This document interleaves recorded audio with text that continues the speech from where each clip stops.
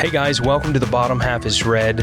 I'm your host, Barron Longstrath, and I am excited to bring to you a show that is going to give you some thought-provoking discussions. It's going to give you some expert insights to both encourage and some practical steps for how to build an organization that can more effectively introduce the world to Jesus Christ. So what is The Bottom Half is Red? It's all about building a culture of excellence. It's about growing your unique and creative identity. And it's about carrying out the will of God at any cost. So you're going to see that through practical teaching tips, developing a culture of giving, creating branding and marketing, or even methods to help guests feel safe and welcomed. This podcast is going to have you covered. But before we dive into today's episode, I want to take just a moment and extend a special invitation to all of our dedicated listeners. If you're looking to get even more involved in our community and gain some access to some behind-the-scenes stuff, become a Patreon supporter. And you can find that link in the episode description or even on Patreon. Just visit The Bottom Half is Red. Listen, we can't wait to welcome you on board and to share this exciting journey. Now, let's jump into today's episode. Hey, welcome back to the final of our part 3 in our Books series. And in this episode, we are talking about leadership material. And we really cover 2 different leadership books. And of all the leadership material out there, these 2 books that we're going to discuss today are both, they're not just interesting, they are, I believe there's sides of these that are life-changing, altering, especially for those that will sit back, drink a cup of coffee, and contemplate on some of the concepts from both of these books. I can promise you both of them are solid choices.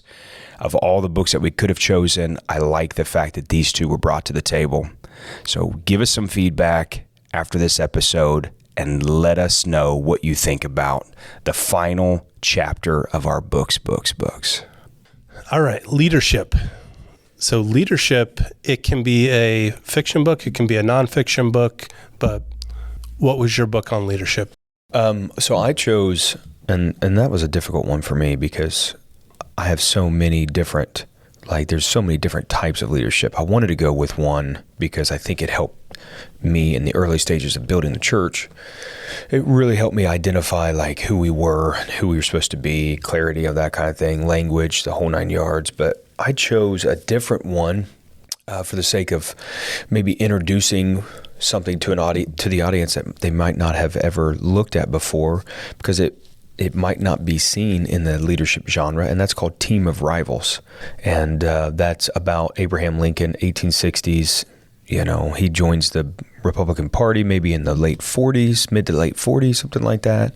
And the most unlikely candidate to win the presidency, the 16th president of the United States. And yet, because these rivals, if you would, are canceling themselves out, it ends up being Abraham Lincoln who becomes the president. And it's his decision to go back to people that were very against him and invite them to be a part of his inner circle. And so these rivals become his team members. So the main voices in his cabinet are his main rivals, and how he executes from his chair, the top chair in the nation during the most difficult time in our nation's history, how he is able to use men that were disagreeable to him, and he built an effective team for the basis of ensuring that this country could come back together. It's a phenomenal read. She is a fantastic writer, and the way that she lays out all the way from his entry into politics, talks about the hardships of him growing up, how they led into him being the man that he was, the persistence, and he was persistent because he was a recipient of a lot of loss in his political career leading up to him being the president, and then how this team is formulated. I would say he's not my favorite leader like just governmental leader, I would probably say I'm more of a Churchill fan. I just like his style. I like who he was. I like the fact that he was such an orator. But this book is phenomenal, especially to those that may deal with difficulty and have challenges surrounding them, and the personal preference may be to get people that will just say yes, but how that difficult personalities, when they do come together, can be incredibly effective if you're able to, utilize things. Just, he never, I shouldn't say never, but he always gave credit. He always shared credit. And those kind of principles are amazing. So anyway, dive into the book. It's fantastic.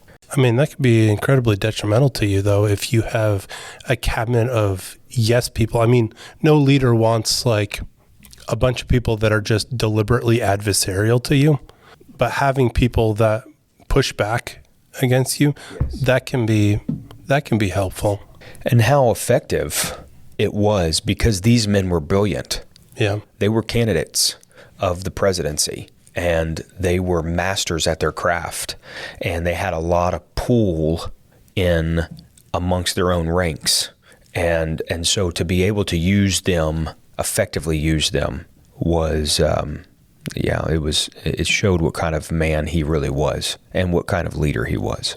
Give us your favorite example from the book. Oh, I think it was, I wrote some stuff down here. I knew you were going to ask me a question like that. And why would I not? I agree with her. She's a fantastic writer. Yeah. But I've never read that one. But it's on my list now. Yeah, it's a good. I think it was his ability to foster collaboration. And that's something, as like the older I get, the more I realize how necessary that is, to have people join the cause, even if they're somewhat in it for themselves, or even if they're, you could deal with people that are unlearned. That's not difficult, but people that are learned and have an agenda sometimes are extremely difficult, or if they're learned and they have their own vision, like their mindset of how things, and you're trying to build a unique, unified culture, especially within, what I do, as a leader of, an organization of churches, right? So, we got 2 works and 1 coming up. And to try to have all of these personalities come together and embrace one vision, one direction, you would think, everybody wants to buy in, but it's not the case. So anyway, I think it's the fact that he was able to foster these relationships in such a way that that he built this collaboration around the fact that they have to do this great endeavor, and that's bring the country back together. So what can they do to overcome an ideology? And that's what it was. I'm reading another book right now by Eric Larson about the same time frame, and it deals with the South and how that the Southerners built plantations were more than just operations with slaves. It was a lifestyle. It was prestige. Yep. They were noblemen. That would have been the case. And so bringing down that ideology, it's not just about the elimination of slavery, which had to happen in this nation. Thank God we had a country that was willing to fight for that. It was necessary. But it was changing an ideology. And so to bring men together to say, we're going to fight against an ideology. So that's what I think probably one of my favorite points. She really highlighted, though, that Lincoln knew which battles to fight for and like what things to let go. And I think that's a critical leadership aspect, is knowing what's important and what's not important. Yeah.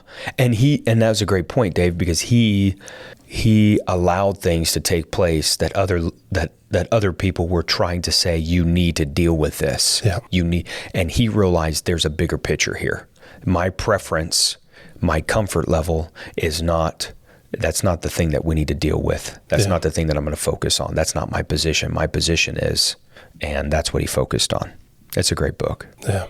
Rustin, what leadership gem did you bring for us? Oh, I brought a gem, and I brought it just so I could get Pastor fired up. Stirred up. I saw it on the table. You saw I it almost already? I almost read it. I was like, we're going to bring the same book, but we're going to roll with it. Yeah. My book is A Tale of Three Kings by Gene Edwards.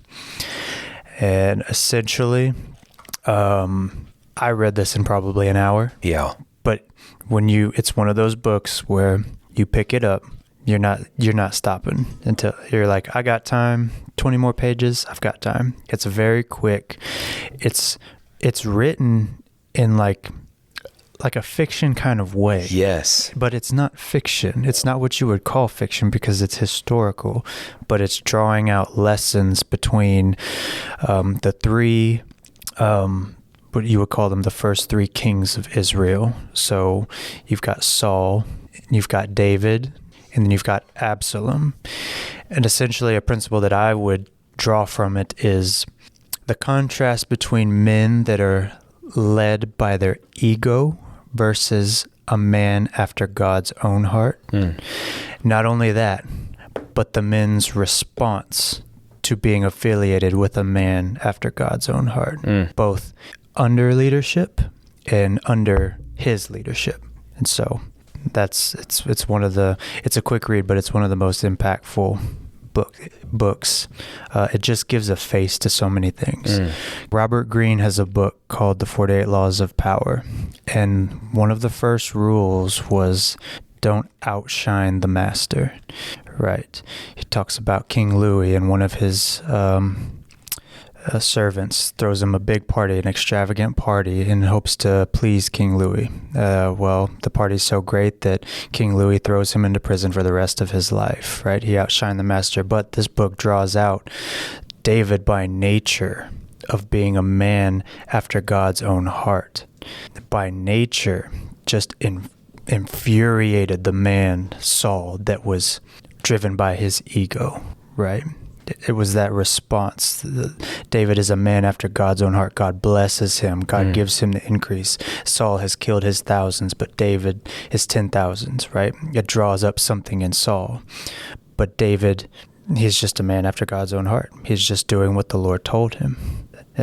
No, this is not my book, bro. This is your book. No, this is your book. This is your book. I didn't read it until you mentioned it. So, the fact that Edwards brings out that there's a little Saul in all of us, and that God did not remove Saul from David's life because God was unwilling, and I'm paraphrasing, but God was unwilling to allow there to be any Saul left in David. Yes. I'm like, that kind of a principle to realize that there is something inside of all of us that we look to get rid of or to outrun or to maneuver around some of the hardships, but God realizes to be after my own heart, I've got to eliminate the potential, right? The potential. And David shows throughout his life that there are moments where Saul still exists. Yes.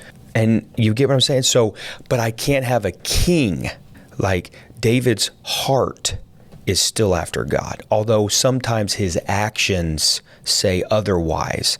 But the heart of that man says, when Nathan points his finger and says, you're the man, he is able to say, you're right. Have mercy upon me, O God, according to thy loving kindness, according to the multitude of thy tender mercies, blot out my transgressions, And he can go into this Psalms 51 because he doesn't have a Saul. He doesn't have the ego. He doesn't have the pride. Right. I love the point that he brings up in allowing Absalom to rise up. And David says, just like if I were to usurp Saul and take the kingdom, I'm an Absalom. But if I try to hold on to this kingdom, I'm a Saul, right? And he's like, and just like you said, I've got to get all the Saul out of it. And one statement that I remember above every statement in this book, it's worded one way, but I kind of added to it a little bit, but it's the inability of the men with the egos to see past them. So Saul will always view a David, a man after God's own heart, as an Absalom. But Absalom will always view a David as a Saul. They can't see because they're not looking deep enough. And it makes you look deep. It makes you look into yourself and check yourself and say, am I positioning myself in the right way? His whole point is David did nothing, right? Yeah. David did nothing. He's like, what do you do when you have a Saul? Nothing. Yeah. Right. What do you do when you have an Absalom?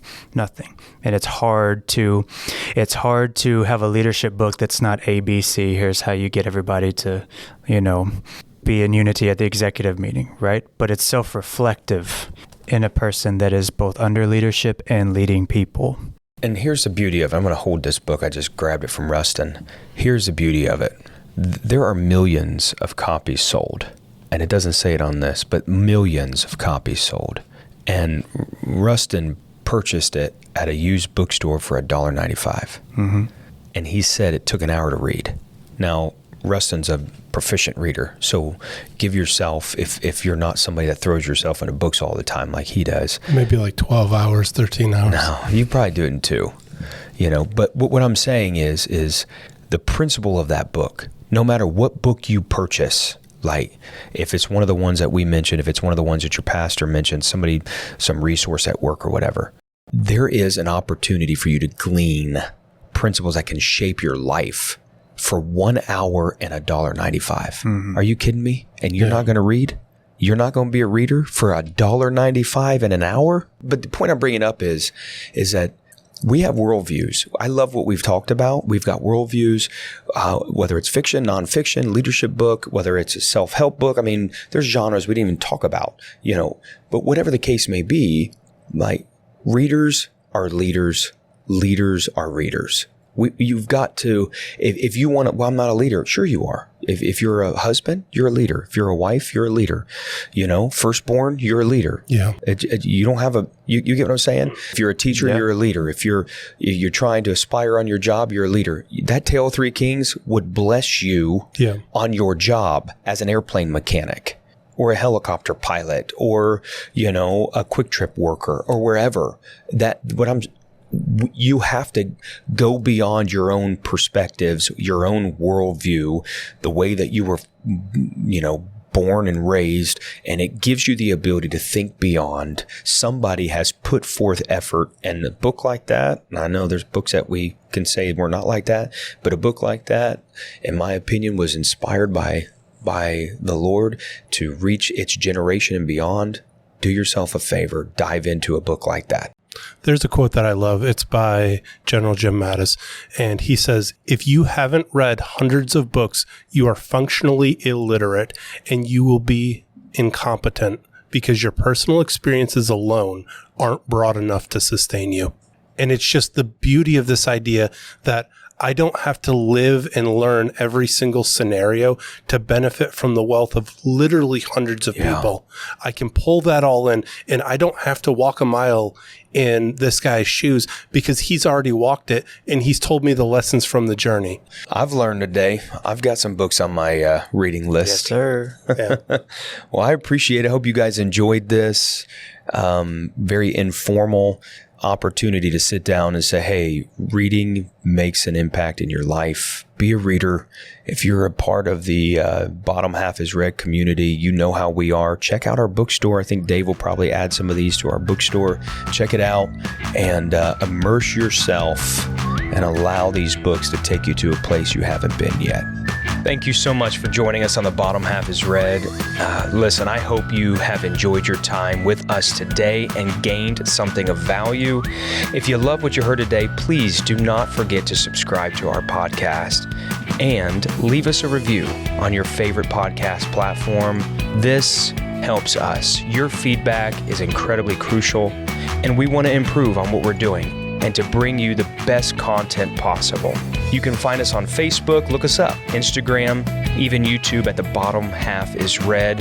Hey, be sure to check the episode description for any links to any resources that we have mentioned during the show. You don't want to miss out. This podcast is a production of The Church Today here in the great city of Tulsa, and the executive producer is our very own David Tandera. I hope you've had a fantastic time, and we look forward to having you with us again on our next episode of The Bottom Half is Red. We'll see you then.